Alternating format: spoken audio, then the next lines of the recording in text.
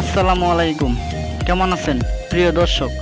আশা করি আল্লাহর রহমতে আপনারা সবাই ভালো আছেন। দর্শক, আমার মোবাইল স্ক্রিনে যে একটা ফটো দেখতে পারতেছেন, তো এইরকম ফটো কিভাবে এডিটিং করবেন সেটি আজকের ভিডিওতে আমি দেখিয়ে দিব। তার আগে বলে দেই, আপনাদের প্রত্যেকজনের কাছে আমার একটা রিকোয়েস্ট থাকবে, যদি আপনারা এইচআর টেক প্রো চ্যানেলের নতুন দর্শক হয়ে থাকেন তাহলে অবশ্যই আমার চ্যানেলটা সাবস্ক্রাইব করে পাশে থাকা বেল আইকনটা অল সিলেক্ট করে দিবেন। তা চলুন শুরু করা যাক।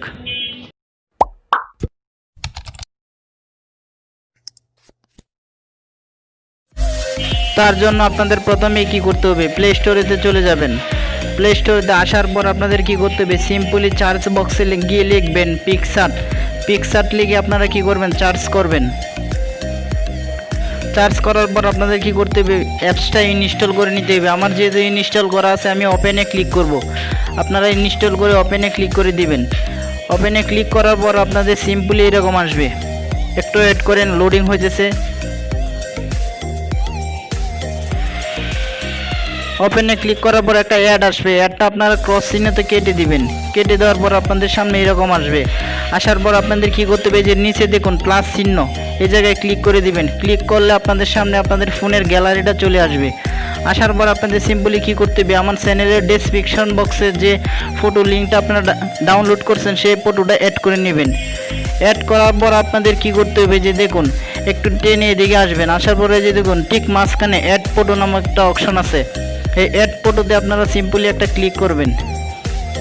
ক্লিক করার পর আপনাদের ফোনের গ্যালারিটা আবার চলে আসবে। আসার পর আপনাদের স্ক্রিনশটটা আপনারা অ্যাড করে নেবেন।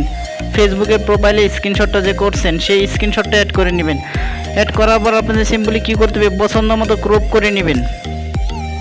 আমি আমার পছন্দ মতো ক্রপ করে নিতেছি, আপনারা আপনাদের পছন্দ মতো ক্রপ করে নেবেন।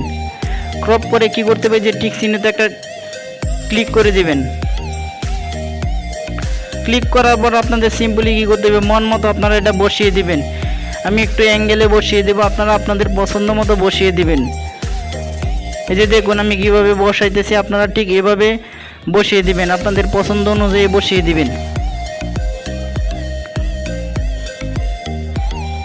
বসানো হয়ে গেলে আপনাদের কি করতে হবে, সিম্পলি দেখুন নিচে, এই যে দেখুন নিচে এদিকে টেনে আসবেন। আসার পরে দেখুন এই যে মাল্টিপ্লে একটা লেখা আছে, মাল্টিপ্লের মধ্যে আপনারা কী করবেন, সিম্পলি ক্লিক করে দিবেন। এখন দেখতেই তো পাচ্ছেন আমার পিকটা কত সুন্দর দেখা যায়। আপনারা ঠিক এভাবে যদি কাজটা করেন আপনাদের ফটোটা এরকম এডিটিং হয়ে যাবে। তারপরে আপনাদের কি করতে হবে, গ্যালারিতে গিয়ে সেভ করে দিবেন। ধন্যবাদ গাইজ ভিডিওটা আমার দেখার জন্য। যদি ভিডিওটা দেখে একটু উপকার আসে আপনাদের, তাহলে একটা লাইক দিয়ে দিবেন।